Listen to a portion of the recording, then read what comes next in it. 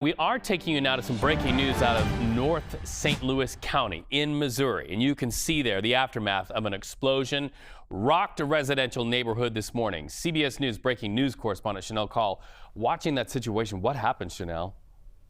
Well, Reed, take a look at those images. It is so dramatic to look at. There is widespread damage on the ground and a huge radius that we're talking about here.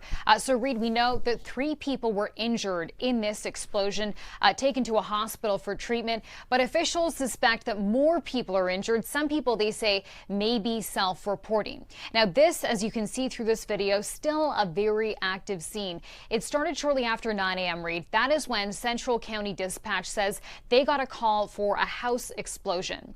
Now, this happened in, as you can tell, a very residential neighborhood. It's called Old Jamestown, and this is about 20 miles north of downtown St. Louis. I actually want to ask the control room to show us some images from Google Earth that we've pulled. Hopefully we can share that with you just to get a sense of what this block looked like before the explosion. So take a look at this. You can just look at this and really understand just how residential this neighborhood really was. Now, local dispatch, Reed, is confirming that 20 homes here were damaged. 3 of them we know were destroyed.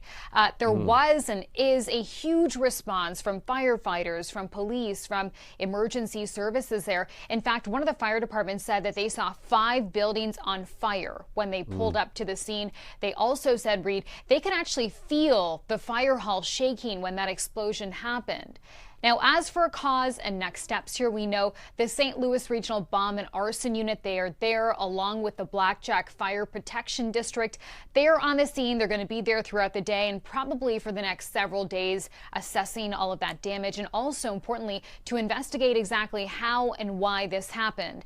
Also want to note, Reed, that the impact of this explosion is quite large there. There are homes that have broken windows. They have doors that have been torn down blocks away from where this explosion actually started.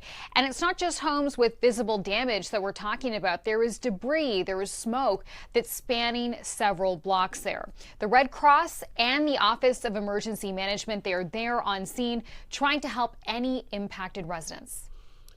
Well, you can see why at least 3 people have been injured. That before and after that you offered was so powerful. Shanelle Kaul, thank you so much for that perspective.